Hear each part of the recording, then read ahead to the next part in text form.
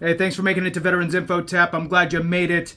There is still a lot of movement and digging by DOGE in the VA, and a new find was found. I don't know. Whatever. Sounds fine.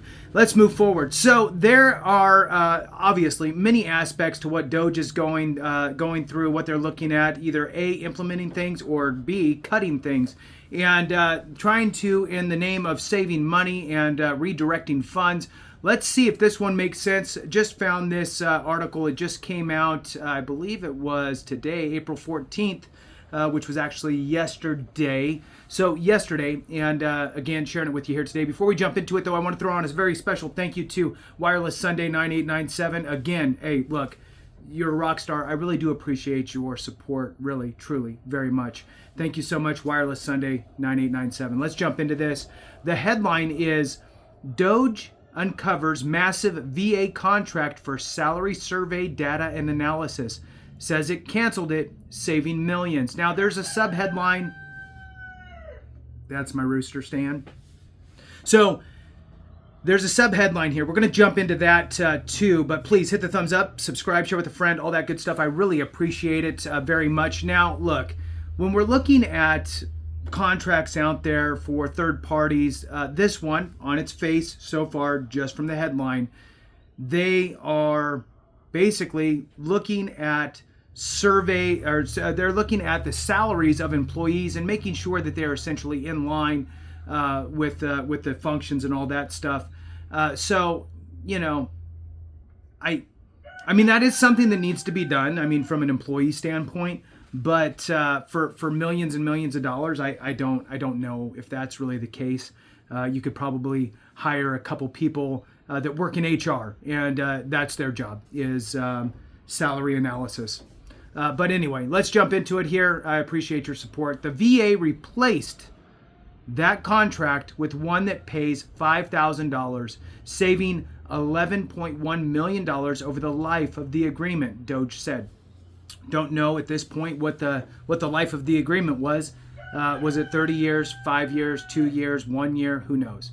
So let's dive further into it and see if we can figure it out. The Department of Veterans Affairs canceled an unreasonably priced $15.3 million contract in an effort to overhaul how the agency cares for its warfighters, the Department of Government Efficiency, DOGE, said Monday. Great work by the Department of Veterans Affairs, canceling an unreasonably priced multi-year $15.3 million services contract for salary survey data and analysis, is the quotation. This was a DOGE post on X. Moving on, the contract cost the agency $3.9 million annually. So there's the real number, right? So like a 4-year contract? So $3.9 million annually. And it was replaced by a market price of $5,000, DOGE said, saving $11.1 million over the life of the agreement. Moving on, it says earlier this month, DOGE said it was paying $380,000 for those that remember, and we covered this in another video, but earlier this month, here in April of 2025, DOGE said the VA was paying $380,000 per month for minor website modifications. The contract was renewed, and the work was now being done by one internal VA software engineer spending 10 hours per week. Now, I've seen all kinds of different variations on this same exact subject. I've only read it the same way on the stuff that I've looked at. Essentially, it was a contract for $380,000 per month, and that contract was eliminated, and those job responsibilities and duties were shifted to one software engineer that, according to them, spends 10 hours per week. Moving on. In February, the VA announced that the dismissal of more than 1,000 employees would enable the agency to redirect more than $98 million annually in resources back to healthcare benefits and services for VA beneficiaries. Moving on, VA Secretary Doug Collins has defended DOGE cuts at the VA as part of the new administration's efforts to reform the department and better serve veterans. And, with that, what we're seeing here is really interesting, I think. And look, it's just going to be me rambling for a minute as I'm kind of thinking of things now. So I do appreciate your support very much. Thank you for watching. Thank you for hanging on. If you're still here, I really do appreciate it. So when the new administration came in, a lot of the fear, there's both sides, right? There's excitement for change, and then there's fear for change, right? Or with change.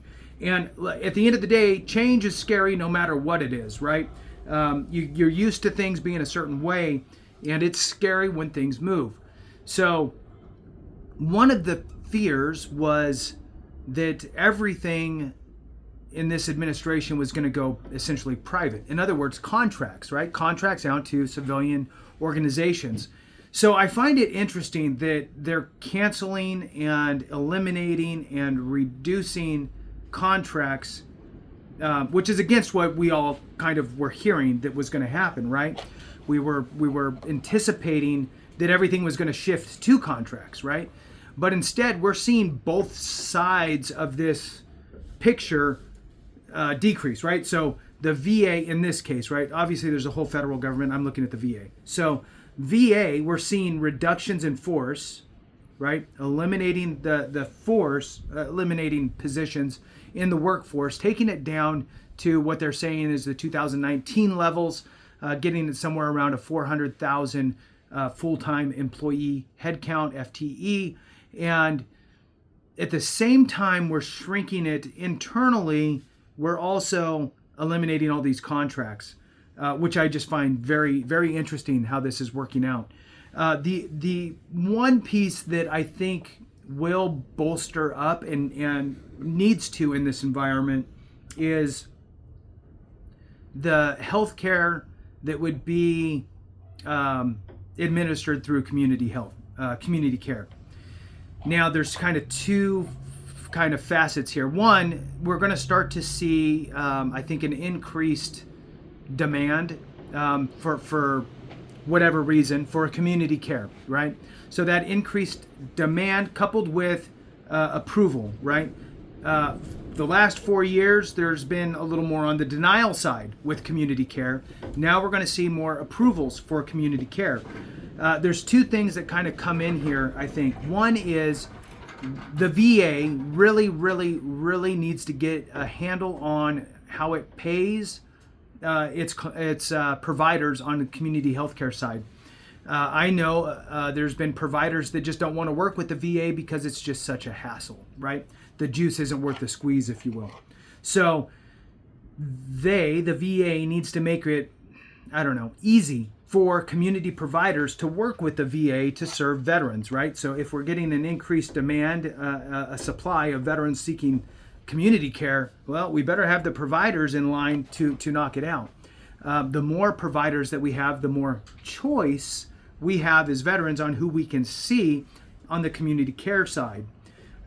So we're going to see, I think, a bolstered up, you can kind of call that a contract, I guess, right? Community care contract, essentially, right? A provider saying, I'll work with you, you'll pay me on the outside. I think that that's really the biggest increases that we're going to see is on the healthcare side. So in any case, thanks for watching. I appreciate you very much. Have a great one. And remember, if we don't take care of each other, something went wrong.